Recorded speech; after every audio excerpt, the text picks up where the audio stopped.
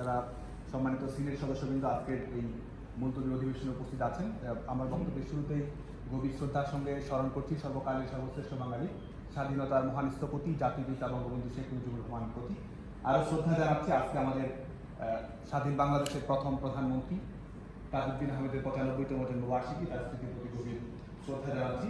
এবং আজকে আমাদের 23শে জুলাই ঢাকা বিশ্ববিদ্যালয়ের জন্য একটি কালো দিন। শামসুন্নাহার হলে নির্যাতন চালানো হয়েছিল বিএনপি জামায়াতের প্রত্যক্ষ মদদে।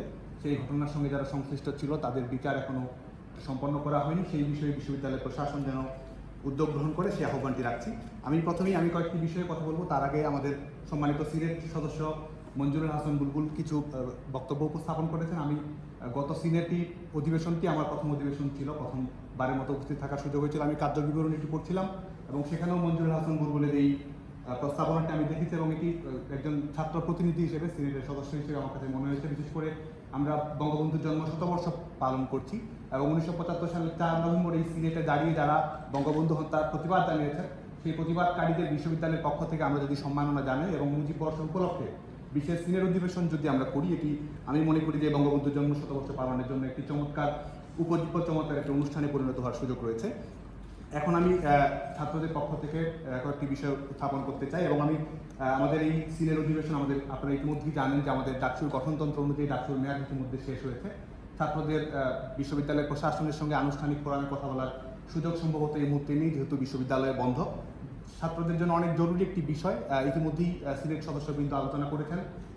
ঢাকা বিশ্ববিদ্যালয়ের নিম্ন মধ্যবিত্ত পরিবারের সন্তানেরা লেখাপড়া করে এবং আমরা একটি উন্নয়নশীল দেশ। আমাদের শিক্ষার্থীদের সেই আর্থিক সক্ষমতা নেই যে আমরা সব কিছু নিজের মতো করে পৃথিবীর অন্যান্য উন্নত দেশের বিশ্ববিদ্যালয়গুলোর মতো করে নিজেদের টিউশন ফি দিয়ে, যেটি আমাদের একজন সম্মানিত সিনিয়র সদস্য উদাহরণ দিয়েছেন যে আমরা শিক্ষার্থীরা কতটুকু দায়িত্ব পালন করি, সেই জায়গা থেকে কথা বলেছেন। তো আমি প্রথমেই বলবো যে আমাদের বিশ্ববিদ্যালয়ে প্রত্যেক বছর প্রত্যেকটি বিভাগে উন্নয়ন ফি গ্রহণ করা হয়। এটি আমাদের মাননীয় উপাচার্যের সঙ্গে অনেকবার কথা হয়েছে এবং সেই সময় আমরা দেখেছি যে বিশ্ববিদ্যালয়ের এই টাকাটি বিভাগে নেওয়া হয় এবং সেই বিভাগের সংশ্লিষ্ট শিক্ষার্থীদের জন্য সেটি খরচ করা হয়। বিভাগ ভেদে এই টাকা কোনো বিভাগে 2000, কোনো বিভাগে 4000, কোনো বিভাগে 10,000 টাকা নেওয়া হয়ে থাকে। এবং আমরা জানি যে যেহেতু এবার বিশ্ববিদ্যালয় বন্ধ রয়েছে, দীর্ঘ 4-5 মাস ধরে বিশ্ববিদ্যালয় বন্ধ রয়েছে, তো সেদিক থেকে এই টাকাটি যেই খাতে বরাদ্দ করা হয়, বিশ্ববিদ্যালয়ের কো কারিকুলার অ্যাক্টিভিটি, বিশ্ববিদ্যালয়ের শিক্ষার্থীদের খেলাধুলা এবং বিশ্ববিদ্যালয়ের শিক্ষার্থীদের শিক্ষা সফর আনুষঙ্গিক খাতে এই টাকাটি ব্যয় করা হয়। তো আমার প্রস্তাবনা থাকবে, ঢাকা বিশ্ববিদ্যালয়ের শিক্ষার্থীরা যেহেতু সংকটের মুখে রয়েছে, পৃথিবী একটি বিপর্যয়ের মধ্যে রয়েছে, সেক্ষেত্রে এবছরে আমরা এই সিনেটে যদি প্রস্তাব গ্রহণ করি এবং পরবর্তীতে বিশ্ববিদ্যালয় প্রশাসন যদি সিন্ডিকেটের মাধ্যমে সেটি গ্রহণ করে যে এবছরের জন্য যদি আমরা ঢাকা বিশ্ববিদ্যালয়ের শিক্ষার্থীদের যে উন্নয়ন ফিকে নেওয়া হয় সেটি 3000 থেকে 10,000 টাকা, এটি যদি বাতিল করা হয়, অন্তত এবছরের জন্য যদি স্থগিত করা হয়, তাহলে ঢাকা বিশ্ববিদ্যালয়ের শিক্ষার্থীদের সংকট পূরণ করার ক্ষেত্রে এটি গুরুত্বপূর্ণ ভূমিকা রাখবে বলে আমি বিশ্বাস করি।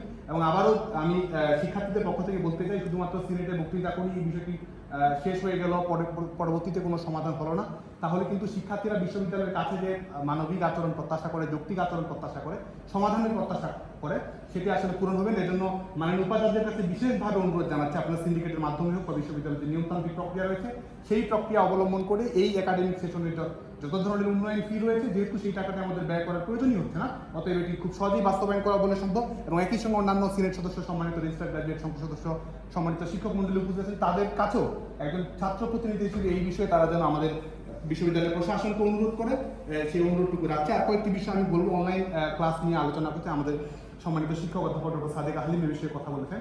আমরা সেশন জট কমানোর জন্য অনলাইন শিক্ষা কার্যক্রমকে আমরা স্বাগত জানি, কিন্তু আমরা বিশ্ববিদ্যালয় প্রশাসনকে আমরা আহ্বান জানিয়েছিলাম যে অনলাইন শিক্ষা কার্যক্রম যদি আমরা পূর্ণাঙ্গভাবে বাস্তবায়ন করতে যাই, তাহলে শিক্ষার্থীর যে সংকট রয়েছে সেই সংকটগুলো যেন আমরা পূরণ করার ক্ষেত্রে বিশ্ববিদ্যালয়ে বা শিক্ষা মন্ত্রণালয় হোক বা গণপ্রজাতন্ত্রী বাংলাদেশ সরকার হোক যেন যথাযথ উদ্যোগ গ্রহণ করে।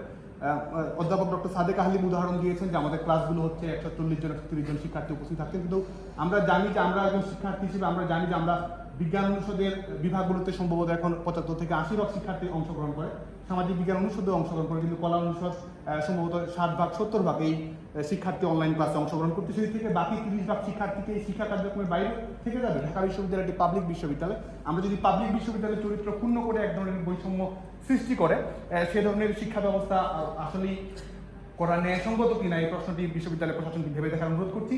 এবং এই ব্যাপারে আমার সুনির্দিষ্ট প্রস্তাবনা থাকবে যে অনলাইন ক্লাসে বিশ্ববিদ্যালয়ের শিক্ষার্থীদের ডাটা কেনা থেকে শুরু করে তাদের যে অনলাইন গ্যাজেট প্রয়োজন, ডিভাইস প্রয়োজন, সেই ডিভাইস কেনার জন্য বিশ্ববিদ্যালয় প্রশাসন যদি একটি থোক বরাদ্দ দেয়, এই বিশ্ববিদ্যালয়ের বাজেট থেকে যদি এই বরাদ্দটিকে দেওয়া হয়, যে এই বরাদ্দটি যেসব অসচ্ছল শিক্ষার্থী রয়েছে, যেসব শিক্ষার্থী সংকটে রয়েছে, তাদেরকে আমরা ডিভাইস কেনার ক্ষেত্রে, ইন্টারনেট ডাটা কেনার ক্ষেত্রে, আনুষঙ্গিক ক্ষেত্রে আমরা যদি তাদের এই আর্থিক সহায়তাটা করতে পারি, তাহলে আমরা এই যে 30% শিক্ষার্থীকে আমরা যে অপ্রাসঙ্গিক করে দিচ্ছি, 30% শিক্ষার্থী যে শিক্ষার বাইরে চলে যাচ্ছে এবং তারা কিভাবে সেই সমমর্যাদার সেই একান্তভাবে এই শিক্ষা পদ্ধতির সঙ্গে সম্পৃক্ত হবে, সেই বিষয়টি ভেবে দেখা অনুরোধ করছি। এবং আমি গণমাধ্যমে আমাদের বিদায়ী কোষাধ্যক্ষকে যে বক্তব্যটি দেখেছিলাম, তিনি সংবাদ মাধ্যমেও বলেছেন যে আমাদের এই বর্তমান বাজেট থেকে বিশ্ববিদ্যালয়ের যে অনুদান প্রদান করে সেটি 10 কোটি, এই সংখ্যাটিও তিনি উল্লেখ করেছেন। সেটি যদি প্রদান করা সম্ভব হয়, আমি মনে করি এই সিনেটের মাধ্যমে যদি প্রস্তাবটি গ্রহণ করা হয়, অনলাইন শিক্ষা কার্যক্রমে যেসব শিক্ষার্থী সংকটে রয়েছে তাদের জন্য 10 কোটি টাকা বরাদ্দ করা হবে, তাহলে আমি মনে করি যে আমাদের এই 30% শিক্ষার্থীর দায়ভার আমরা গ্রহণ করতে পারবো এবং অনলাইন শিক্ষা কার্যক্রম চালানোর যে মৌলিক উদ্দেশ্য রয়েছে সেটি পূরণে আমরা সফল হব। আরেকটি বিষয় সেটি হচ্ছে যে আমরা ইতিমধ্যে অবশ্য আমাদের বিশ্ববিদ্যালয় প্রশাসন এই বিষয়ে যথাযথ উদ্যোগ নিয়েছে। সেশন জটের বিষয় ইতিমধ্যে আমরা 5-6 মাস সেশন জটের মধ্যে পড়ে যাবো কিনা এ নিয়ে আমরা দুশ্চিন্তাগ্রস্ত রয়েছি। বিশ্ববিদ্যালয়ের প্রশাসন ইতিমধ্যে এটি নিয়ে কিছু পরিকল্পনার কথা বলেছে। আমরাও মনে করি বিশ্ববিদ্যালয়ের নিয়মিত ছুটি বাতিল সহ নিয়মিত সাপ্তাহিক ছুটি, অন্যান্য ছুটি হ্রাস করা, আমাদের পাঠ্যক্রম, পাঠ্য পরিকল্পনা এগুলো সমন্বয় করে আমরা যেন বিশ্ববিদ্যালয়ের শিক্ষার্থীরা সেশন জটে না পড়ে, বিশেষ করে বঙ্গবন্ধু কন্যা শেখ হাসিনা বাংলাদেশের রাষ্ট্র ক্ষমতায় আসীন হওয়ার পরে বাংলাদেশের পাবলিক বিশ্ববিদ্যালয়ের শিক্ষার্থীদের, তরুণদের যে সংকটটি ছিল, সেই সেশন জট কিন্তু আমরা দূরীভূত করতে পেরেছিলাম। আজকে কোভিড-19 উত্তর পরিস্থিতির কারণে, নিউ নর্মাল পরিস্থিতিতে নতুন করে যেন আমরা সেশন জটে না পড়ি, বিশ্ববিদ্যালয় প্রশাসন যেন এই ব্যাপারে যথাযথ উদ্যোগ গ্রহণ করে সে ব্যাপারে আহ্বান জানাচ্ছি। আরেকটি বিষয়, আমাদের সম্মানিত সংসদ সদস্যবৃন্দ এখানে উপস্থিত আছেন, আমরা বিশ্ববিদ্যালয়ের শতবর্ষের দ্বার প্রান্তে রয়েছি। আমাদের এই 8 শতাধিক টাকার বাজেট এবছর ঘোষণা করা হচ্ছে। আমাদের মাননীয় সিনিয়র সদস্যবৃন্দ কিছুক্ষণ আগে বলেছেন যে আমাদের শিক্ষার্থীদের টিউশন ফি এর বিষয়ে, আমরা বিশ্ববিদ্যালয়ের শিক্ষার্থী হিসেবে আমরা যদি মনে করি যে আমাদের বিশ্ববিদ্যালয়ের যে বাজেটটি দেওয়া হচ্ছে এটি 21 শতকের চ্যালেঞ্জ মোকাবেলার বা আমাদের যে ভিশন 2021-2041 এটি মোকাবেলার উপযোগী যদি আমরা করতে চাই, বা বঙ্গবন্ধুর সোনার বাংলা গড়ে তোলার জন্য দক্ষ মানব সম্পদ যদি আমরা গড়ে তুলতে চাই, বিশেষ করে সম্মানিত সংসদ সদস্যদের দৃষ্টি আমি আকর্ষণ করব যে আমরা এই জাতির পিতা বঙ্গবন্ধু শেখ মুজিবুর রহমান এই ঢাকা বিশ্ববিদ্যালয়ের শিক্ষার্থী ছিলেন, সফল রাষ্ট্রনায়ক বঙ্গবন্ধু কন্যা শেখ হাসিনা এই বিশ্ববিদ্যালয়ের শিক্ষার্থী। আমরা স্বাধীনতার সুবর্ণ জয়ন্তী, বঙ্গবন্ধুর জন্ম শতবর্ষ, ঢাকা বিশ্ববিদ্যালয়ের শতবর্ষের দ্বার প্রান্তে আছি। আপনারা জাতীয় সংসদে এই বিষয়ে যদি কথা বলেন, ঢাকা বিশ্ববিদ্যালয়ের বাজেট 800 কোটি কেন, এটি আমি মনে করি যে 1500 থেকে 2000 কোটি টাকা হওয়া উচিত, তাহলেই বিশ্ববিদ্যালয়ের শিক্ষার্থীদের বিশ্ববিদ্যালয়ের প্রত্যাশা, গবেষণা সহ আনুষঙ্গিক প্রত্যাশা পূরণ করতে পারবো। সরকার যদি সঠিক এই বিষয়ে পদক্ষেপ গ্রহণ করে, আমাদের সম্মানিত সংসদ সদস্য বৃন্দ সহ বিশ্ববিদ্যালয়ের প্রশাসন যদি উদ্যোগী হয়, তাহলে আমি মনে করি যে বঙ্গবন্ধু কন্যার সঙ্গে এই ঢাকা বিশ্ববিদ্যালয়ের যে আর্থিক বন্ধন রয়েছে এটি পূরণ করা সম্ভব। এই প্রক্রিয়ায় যদি আমরা না যাই, আমরা শুধুমাত্র যদি আর্থিক বিষয়গুলো শিক্ষার্থীদের উপর চাপিয়ে দিয়ে সমাধান করার চেষ্টা করি, আমি মনে করি যে বিশ্ববিদ্যালয়ের শিক্ষার্থীদের প্রত্যাশার সঙ্গে সঙ্গতিপূর্ণ হবে না। কোনো ধরনের বেতন ভাতা বৃদ্ধি করা বিশ্ববিদ্যালয়ের শিক্ষার্থীদের প্রত্যাশার সঙ্গে সামঞ্জস্যপূর্ণ নয় বলে আমরা ঢাকা বিশ্ববিদ্যালয়ের শিক্ষার্থীরা দৃঢ়ভাবে বিশ্বাস করি। আরেকটি বিষয়, আমাদের ডাকসুর মেয়াদ শেষ হয়েছে।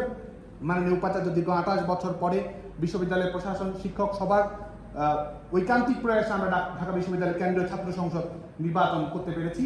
আমরা ছাত্রদের পক্ষ থেকে ধন্যবাদ জানাই, কিন্তু আমরা এটিও আজকে এই সিনেটের মাধ্যমে বিশ্ববিদ্যালয় প্রশাসনকে সহ সবাইকে, সংশ্লিষ্ট সকলকে, সিনেট সদস্যদেরকে বলতে চাই যে ডাকসু নির্বাচন দেওয়া বিশ্ববিদ্যালয় প্রশাসনের বদান্যতা নয়, ডাকসু নির্বাচন দেওয়া বিশ্ববিদ্যালয় প্রশাসনের কোনো করুণাও নয়। ডাকসু নির্বাচন ঢাকা বিশ্ববিদ্যালয়ের শিক্ষার্থীদের অধিকার। ডাকসু নির্বাচন জাতির জনক বঙ্গবন্ধু শেখ মুজিবুর রহমানের দেয়া ঢাকা বিশ্ববিদ্যালয়ের আদেশ 1973-এর একটি অবিচ্ছেদ্য অংশ। অতএব এই নির্বাচনের ধারাবাহিকতা অবশ্যই বজায় রাখতে হবে। এই নির্বাচন যেন ক্যালেন্ডার ইভেন্টে পরিণত হয়। প্রত্যেক বছর আমরা পরীক্ষা দেই, প্রত্যেক বছর সিনেটের বার্ষিক বাজেট অধিবেশন হয়, প্রত্যেক বছর আমরা শিক্ষা সফরে যাই, ঠিক একই রকম ভাবে প্রত্যেক বছর ঢাকা বিশ্ববিদ্যালয়ের কেন্দ্রীয় ছাত্র সংসদ নির্বাচন অনুষ্ঠিত হবে। এই বিষয়ে বিশ্ববিদ্যালয়ের প্রশাসনের কোনো ধরনের দোদুল্যমানতা, কোনো ধরনের শিথিলতা ঢাকা বিশ্ববিদ্যালয়ের শিক্ষার্থীরা দেখতে চায় না। বিশেষ করে আমরা জানি যে আমরা বঙ্গবন্ধুর জন্ম শতবার্ষিকী উদযাপন করছি, আগামী বছর ঢাকা বিশ্ববিদ্যালয়ের শতবর্ষ হবে, স্বাধীনতার সুবর্ণ জয়ন্তী দ্বার প্রান্তে আমরা রয়েছি। এই বছরে যদি শিক্ষার্থীদের প্রতিনিধিত্ব না থাকে, বিশ্ববিদ্যালয়ে যদি গণতান্ত্রিক প্রক্রিয়া না থাকে, সেটি ঢাকা বিশ্ববিদ্যালয়ের মর্যাদার সঙ্গে সামঞ্জস্যপূর্ণ হবে বলে আমরা বিশ্বাস করি না। আমি যে সংগঠন করি, বাংলাদেশ ছাত্রলীগের পক্ষ থেকেও আমরা বিশ্ববিদ্যালয়ের প্রশাসনের কাছে উদাত্ত আহ্বান জানাবো, ডাকসু নির্বাচনের ধারাবাহিকতা রক্ষা করতে হবে। গণতান্ত্রিকভাবে আমরা সকল ছাত্র সংগঠনকে মোকাবেলা করতে চাই। আমরা দৃঢ়ভাবে বিশ্বাস করি যে একই মতের মানুষ দিয়ে হয়তো রাজনৈতিক দল হয়, কিন্তু একই মতের মানুষ দিয়ে বিশ্ববিদ্যালয় হয় না। ঢাকা বিশ্ববিদ্যালয়ের শিক্ষার্থীদের ভোটের যে অধিকার রয়েছে, সেই ভোটের অধিকারের ধারাবাহিকতা অবশ্যই নিশ্চিত করতে হবে। আর দুটো বিষয়ে কথা বলে আমি আমার বক্তব্য শেষ করব। সেটি হচ্ছে আমাদের সান্ধ্য কোর্সের বিষয়ে বিশ্ববিদ্যালয় প্রশাসন একটি দূরদর্শী সিদ্ধান্ত নিয়েছিল এবং বিশেষ করে পাবলিক বিশ্ববিদ্যালয়ের চরিত্র যেন ক্ষুণ্ণ কোনোভাবে না হয়, বিশ্ববিদ্যালয় যেন বাণিজ্যিক না হয়ে ওঠে। এই কৃষক শ্রমিকের ধানের টাকায় পরিচালিত, জনগণের ট্যাক্সের টাকায় পরিচালিত ঢাকা বিশ্ববিদ্যালয়ের সেই গণবিশ্ববিদ্যালয়ের চরিত্র যেন আমরা ধারণ করতে পারি, সেটি শিক্ষার্থীদের দীর্ঘদিনের প্রত্যাশা ছিল। সেই প্রত্যাশার আলোকেই বিশ্ববিদ্যালয় প্রশাসন একটি কমিটি গঠন করেছিল। তারা বলেছিল যে তারা তাদের প্রতিবেদনের আলোকে বিশ্ববিদ্যালয় প্রশাসন এই বিষয়ে সিদ্ধান্ত নেবে।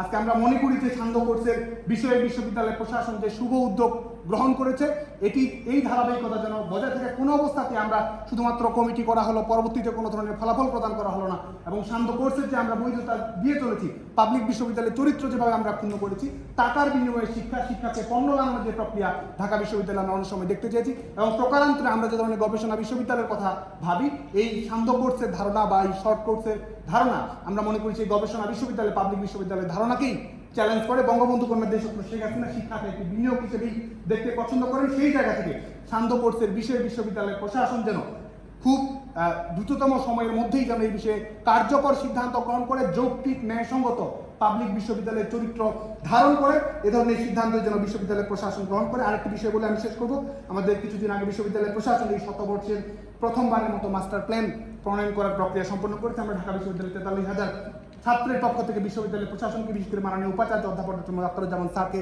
ধন্যবাদ জানাই। আমরা ছাত্র প্রতিনিধি হিসেবে বিশ্ববিদ্যালয়ের প্রশাসনের কাছে আমাদের মতামত তুলে ধরেছি। আমরা এর আগের বক্তব্যে বলেছি ঢাকা বিশ্ববিদ্যালয়ের মৌলিক সংকট হচ্ছে আবাসন সংকট। আবাসন সংকটের সমাধান না করে ঢাকা বিশ্ববিদ্যালয় কখনো বৈশ্বিক মানে উপনীত হতে পারবে না, এবং আমরা